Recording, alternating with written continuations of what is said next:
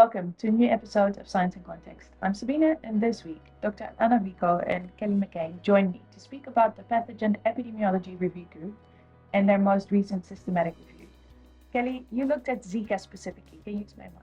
Yeah, Zika is a mosquito-borne virus that caused a really large outbreak in Central and South America in 2015 to 2016, and sporadic cases continue to be reported across the Americas, in Africa, and in Asia.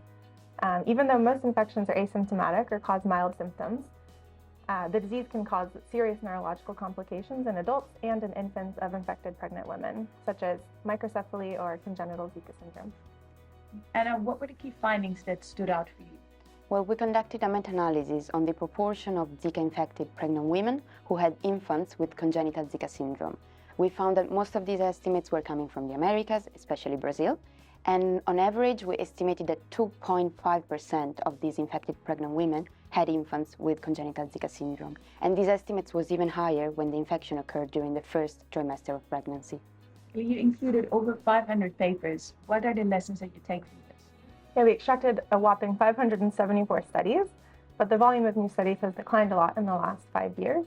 We found large heterogeneity in the reported parameter estimates and also in how they reported these estimates.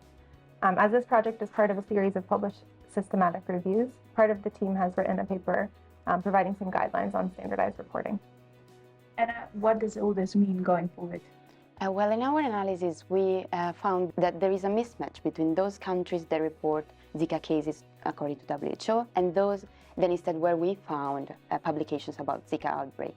And the reason for this mismatch is still an open question. It could be due that most countries prefer to report Zika cases through channels other than traditional publications. And going forward for our department, what we are going to do is we're going to study the cross-reactivity that exists between Zika and another virus, dengue, as we found very little information about this cross-reactivity in our search. Thank you both so much for your time today. Thank you.